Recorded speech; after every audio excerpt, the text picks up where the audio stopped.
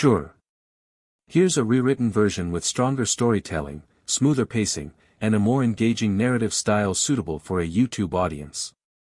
Before we begin, don't forget to subscribe for more powerful stories like this. Your support means everything. For 11 years, I believed I had the perfect life. My husband, Tom, and I had built a beautiful family together. We were raising our 10-year-old daughter, Ella, and running a successful flower shop that had become a favorite in our community. Our days were filled with hard work, shared goals, and the simple comfort of knowing we could always count on each other. At least, that's what I thought. Lately, though, I had become restless. Life felt predictable. The routine that once brought me comfort now felt boring. My friend Lisa constantly encouraged me to seek excitement and live a little. Slowly, I started believing her. When Tom expressed concern about my late nights out, I dismissed him. I told myself he was being controlling. In reality, he was trying to protect what we had. I didn't realize it then, but I was already pushing my marriage toward the edge. Everything came crashing down at a neighborhood block party. The event was packed with families, music, and laughter. After a few drinks, I found myself flirting openly with a neighbor named Greg. Lisa cheered me on while everyone watched. Tom approached me quietly and asked if we could talk. Instead of listening, I humiliated him. Loud enough for everyone to hear, I mocked his concern and laughed at him. "Tom's just jealous because he's boring," I said. The crowd fell silent. A few people forced awkward laughs, but most looked uncomfortable. I expected Tom to argue back or storm off in anger. Instead, he simply looked at me. The hurt in his eyes was impossible to miss. Then he turned around and walked away. At the time, I thought I had won. I couldn't have been more wrong. Later that night, after Ella had gone to stay with her grandparents, Tom confronted me at home. His voice was calm. Too calm. "I found the messages," he said. He held up his phone. My stomach dropped. The texts between Greg and me weren't physical, but they crossed lines that never should have been crossed. Flirty conversations. Personal complaints about my husband. Messages that made me feel wanted and exciting. I tried to laugh it off. It was harmless. Tom didn't agree. For a long moment, he stared at me. Then he said 4 words that changed my life.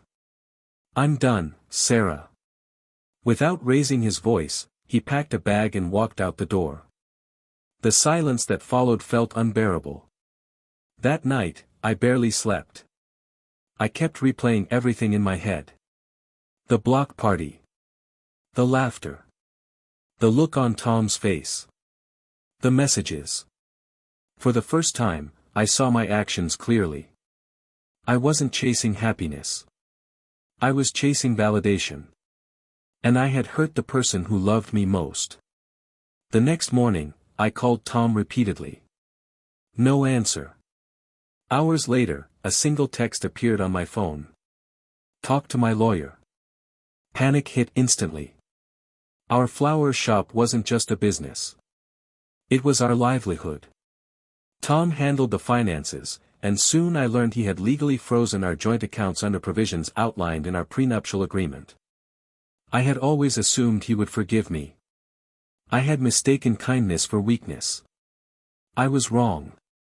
Desperate for support, I went to Lisa. After everything she'd encouraged, I expected sympathy. Instead, she shrugged. "You wanted excitement," she said. That was it.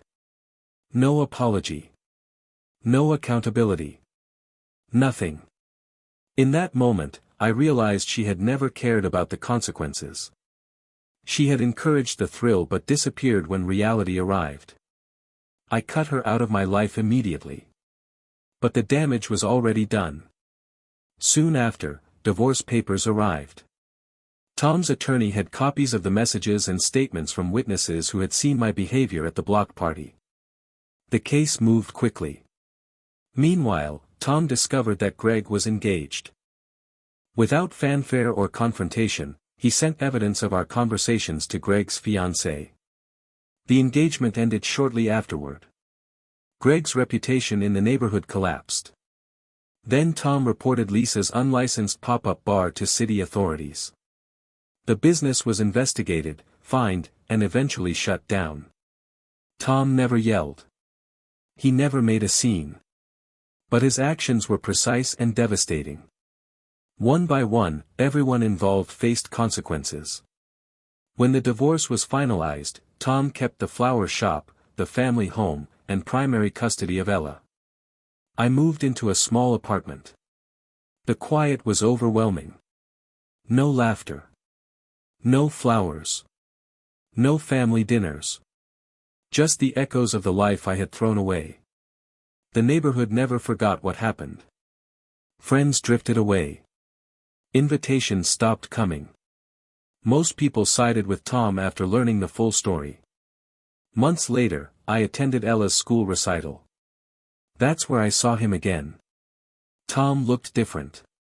Not happier exactly. Just stronger. More at peace.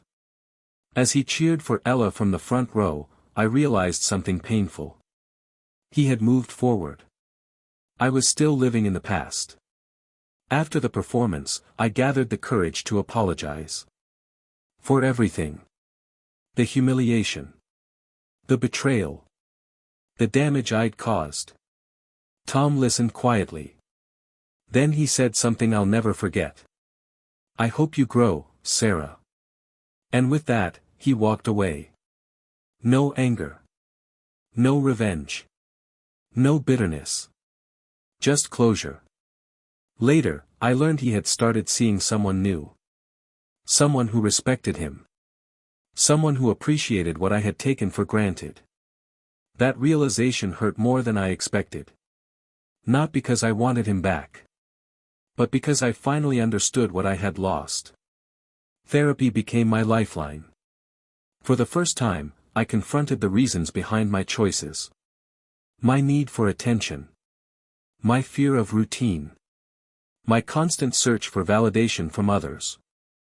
I learned that boredom isn't a reason to betray trust. And excitement isn't worth destroying a family. Most importantly, I learned that respect matters.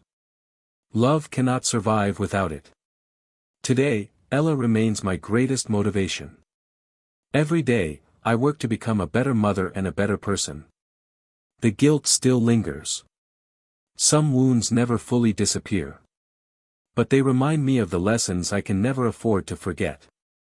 Tom's silence that night wasn't weakness. It was self-respect. His calm response shocked everyone because it revealed something powerful. A person doesn't need to shout to reclaim their dignity. Sometimes, the strongest response is simply walking away. I publicly humiliated the man I loved. He responded with quiet resolve. And that lesson will stay with me for the rest of my life. This version is more polished, emotionally engaging, and structured to hold viewer attention throughout a YouTube narration.